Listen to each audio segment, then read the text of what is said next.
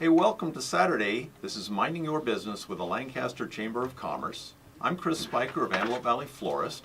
Our board operator is Kenneth Guzman. Hello. Good morning.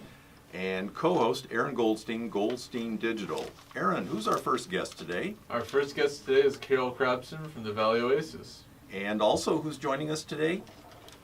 Patty Rivetti. Carol, how are you? I'm great. How are you doing, Chris? Wonderful. You're a busy lady. I am a busy lady. You're burning up a few miles, going here and there. And everywhere. And so tell me a little bit about what you do at Valley Oasis. Me personally? You personally. Well, I'm the Chief Executive Officer. I also am the primary grant writer. And I have my fingers in all the pots. But we run a great organization with a wonderful management team. And so I'm allowed to be able to do the important things that we're going to be talking about today. And while they run the programs and they get in with the trenches and they help the citizens of our community that need the services that we provide. Yeah, so the first question is providing emergency shelter for domestic violence victims. You might even talk a little bit about that, but then I was going to ask, what other services does the agency provide? Well, Valley Oasis just celebrated in September 35 years of providing domestic violence shelter services. We've been at the same location, and there's a multitude of wraparound services within that shelter program. And the focus is getting people stabilized, getting people income coming in, giving them safe, affordable housing, so they break that cycle of violence, Chris. And over the years, of course, we've grown, which is a good thing. Yes. And so we now are operating about 19 programs, and those include our children's services program, because they're victims too. They're kind of like the silent victims that watch this stuff happen in the home. They're traumatized, but they have no voice, and somebody needs to reach out to them. So I have a question. The children are victims too. When the authorities come to the house and separate people, are they able to keep the children with one of the parents? You know, that's a great question, and it's all an individual case basis. It depends on the stability of either parent. It depends on the parent being able to get them food, clothing, shelter, keeping them safe. So it really, it's not our decision to make. It's a combination of a team of law enforcement, the Department of Children and Family Services. We obviously collaborate with those organizations as well. And then, of course, the courts make the final decision on what is in the best interest of the child. But if there's any housing, then that's probably temporary housing? Or you're working to find a permanent solution? Well, part of our programs that we have is we just got funded through the California Office of Emergency Services to do a pilot program on looking at domestic violence and homelessness. Did you know that 78% of all women that are homeless are domestic violence victims? And that means their children, just hundreds of thousands. And so the state, the funders at the federal level, the county level are all looking at the issue of domestic violence and how many people are homeless, and that there's special needs that domestic violence victims have that other homeless families or individuals don't. You have to consider their confidentiality, their safety. Are they at risk of being hurt? And so this is a new program. There was 8 funded in the state of California, so we're thrilled to be working on that project. To answer your question, we also have funding through the state and federal governments for rapid rehousing, crisis and bridge housing, permanent housing, and with that comes a whole litany, of course, of services including case management, crisis intervention, counseling, referrals. We operate about 6 homeless programs right now. And a lot of people in the Valley don't know that about Valley Oasis. And any one of our programs serves as a door to all the other programs that we operate. So a lot of times we'll have somebody come in that is a victim of sexual assault, and we will respond to the emergency room for that. And we find out that the person that Oh, assaulted so you them. go over there. Yes, Yeah. we respond to the forensic service unit. They're a great partner with us at AV Medical Center. And Patty just joined us, and Patty Hi, is Patty. Patty is Hi. one of our gurus of homeless programs, and so I had asked her to come and talk a little bit more about that. So he was asking us about the type of housing that we are providing to our clients. Grab a mic, Patty. Okay. Thank you for joining us. Thank Watch you. these chairs. These chairs have wheels, and they will. Okay, I'll roll away. They'll roll. The different types, the various types of housing that we have is, of course, ultimately we want to end homelessness by permanently housing our homeless families and individuals. So permanent housing is one of the types of housing that we really strive for.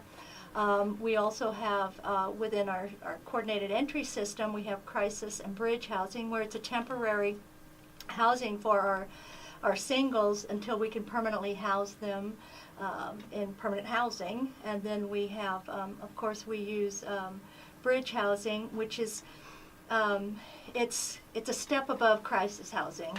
Crisis housing is where we put them immediately to get them off the street and into their own bed, and then we work on getting them permanently housed, but we may have to wait and then transition them into bridge housing, which can, they can be in bridge housing up to, a month, 2 months, maybe even a little bit longer, just based on what's available for their permanent housing.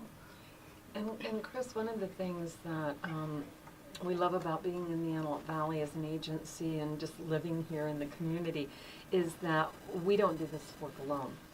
We have collaborative partnerships with over 40 different entities, whether they're private, they're public, they're nonprofit.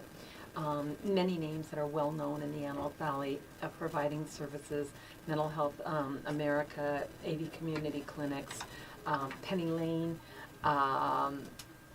Bart's Altadonna. We are, Wow. and then the county departments of mental health, health services, children and family services, public social services. So we don't do this alone. We can't do it alone. It's too big. And so we love our community partners. We feel so blessed that when there is a need in the Antelope Valley, everybody comes together to make sure that that need is addressed. I would think the county has to be pretty, they feel good about the fact that somebody who really cares about the problem is involved. I think it's probably a better solution. Absolutely, and I forgot to mention that we also have a grant here with the city of Palmdale to prevent senior citizens from becoming homeless. So we're helping out, the city of Palmdale, and we're subcontracting with the city of Palmdale to help our seniors to stay in their housing by assisting them with their rent, because they live on such a fixed income, and we're finding that more and more of them need assistance. So this is a wonderful segue into helping our seniors. So we've talked about some of the community partners. How do you advocate for services and systems improvement for the clients? Well, we advocate, we advocate one-on-one with the clients, and then of course with our community partners depending on the needs of the clients. But we also are very active at local level, like the Antelope Valley Homeless Coalition. We are a member of the Sexual Assault Response team that is a partnership with the Forensic Service Unit at AV Hospital, law enforcement, the District Attorney's Office, our Rape Crisis Center that we operate, and Antelope Valley College. Can't forget them and the great work that we're doing on eliminating campus violence. So other things that we do at a state level is we got background noise I to think help there's a us party out. going There's on a in the party. hall. There's a party. Isn't So it we're nice just that people woohoo. can be happy in this world? I'm telling you, this is great. They're joining us. This is awesome. We love these partnerships. Other things that we do at the state level is we participate in the Continuum of Care Planning Council, and Patty is our representative for our service planning area. We also participate with the County Homeless Continuum of Care. I sit on a couple of subcommittees looking at motions to the Homeless Initiative Act that the Board of Supervisors passed in May. And so we advocate at a local level, at a county level. With the state, we belong to the California Coalition to End Domestic Violence. We also are a member of the California Sexual Assault Council. And nationally, we participate and we work with the National Coalition to End Domestic Violence. I think really in the service that you provide, you're cutting edge. Well, thank Cutting you. edge, you bet. And there have been programs at the various chambers, and it's not just women that require your services. And there's always a snicker in the crowd that men too sometimes need. Well, Chris, we love the fact that Valley Oasis was the first shelter in the United States, and that was 20 years ago, that started serving male victims and recognized Right. that need. Right. And we have assisted in the development of over 5 DV shelters that provide services to male victims. So we are not just a local small organization.